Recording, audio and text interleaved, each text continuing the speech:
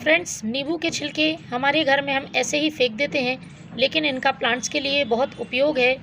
आज के वीडियो में मैं आपको बताऊंगी नींबू के छिलके से आप किस तरह से फर्टिलाइज़र तैयार कर सकते हैं और अपने प्लांट को बहुत अच्छी ग्रोथ दे सकते हैं और उसमें बहुत ज़्यादा फूल पा सकते हैं। तो इसमें कौन कौन सी चीज़ों को मैंने मिलाया है और किस तरह से इस फर्टिलाइज़र को बनाना है, ये सारी बातें आज मैं शेयर करूँगी। इसके पहले मैं आपको बता दूँ कि नींबू के छिलके में ऐसा क्या होता है जो कि प्लांट के लिए इतना यूज़फुल है। तो नींबू के छिलके में अच्छी मात्रा में विटामिन सी पाया जाता है। सर्दियों में प्लांट की इम्यूनिटी को बढ़ाने का काम करता है, क्योंकि जब टेम्परेचर कम होता है तो प्लांट पर इंसेक्ट अटैक बहुत ज़्यादा होता है, प्लांट की ग्रोथ रुक जाती है, तो ग्रोथ बढ़ाने का भी ये काम करता है। इसके साथ ही इसका जो ज़रूरी काम है वो है सॉइल के पीएच को बैलेंस करना। जब तक प्लांट की सॉइल का पीएच बैलेंस नहीं रहेगा, प्लांट अच्छी तरह से किसी भी फर्टिलाइज़र को एब्जॉर्ब नहीं कर पाएगा और प्लांट में ग्रोथ नहीं होगी। तो इसमें मौजूद एसिड प्लांट की सॉइल को थोड़ा सा एसिडिक कर देता है, जिससे हमारे जो फूल वाले पौधे हैं वो बहुत तेज़ी से फूल देते हैं और फूलों की संख्या भी बहुत ज़्यादा बढ़ती है। तो प्लांट की सॉइल को एसिडिक करने के लिए नींबू के छिलकों का आप गार्डनिंग में यूज़ कर सकते हैं।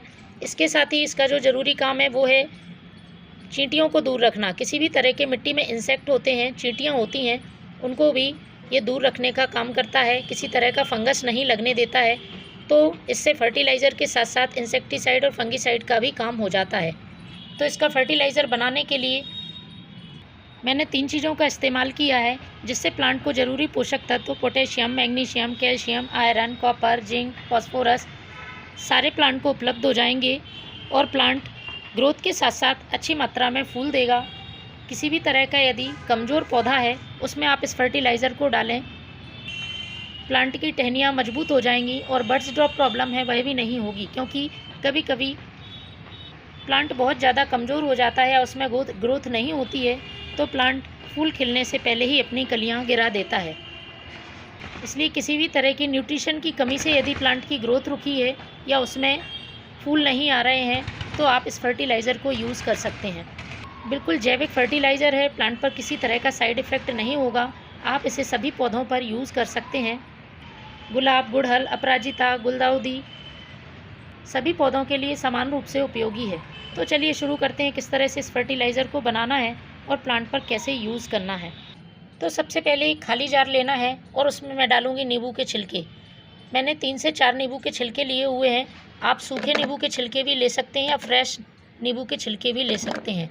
इसके बाद जो दूसरी चीज़ मैं इसमें यूज़ करूँगी वो है ये केले के छिलके। केले के छिलके में बहुत अच्छी मात्रा में potassium, phosphorus, magnesium, calcium, iron, zinc और माइक्रोन्यूट्रिएंट्स विटामिन्स होते हैं, जो कि प्लांट की ग्रोथ के लिए बहुत मदद करते हैं। और प्लांट ने यदि अचानक से ग्रोथ रोक दी है तो आप इस फर्टिलाइज़र को यूज़ करें, प्लांट की ग्रोथ दोबारा से शुरू हो जाएगी। तो मैंने 2 केले के छिलके लिए हैं, उनको छोटे छोटे टुकड़ों में काट लिया है। इसको भी हमें इस जार में डाल देना है।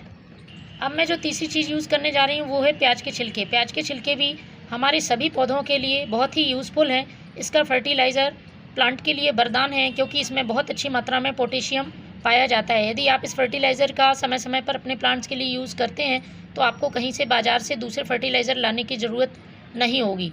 तो 1 मुट्ठी प्याज के छिलके मैंने ले लिए हैं और इन्हें भी आपको इसमें ही डाल देना है। अब इसमें अच्छी तरह से पानी भर देना है। सर्दी का मौसम है और टेम्परेचर बहुत कम है, तो फर्टिलाइज़र बनने में थोड़ा सा टाइम लगता है।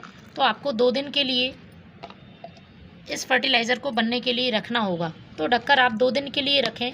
2 दिन बाद कुछ इस तरह से फर्टिलाइज़र बन के तैयार होगा। 2 दिन पहले मैंने ये फर्टिलाइज़र बनाया है, जो कि अब बन के बिल्कुल से तैयार है। तो अब इसको यूज़ कैसे करना है वो मैं आपको बताती हूँ। ये सारे छिलके इसमें अच्छी तरह से गल गए हैं। अब इसको हमें छान लेना है। छानने के बाद हमें इसे डाइल्यूट करना होगा, डायरेक्ट सॉइल में यूज़ नहीं करना है। तो कुछ इस तरह से ये फर्टिलाइज़र मिलेगा। 1 भाग फर्टिलाइज़र और 2 भाग सादा पानी मिलाना है।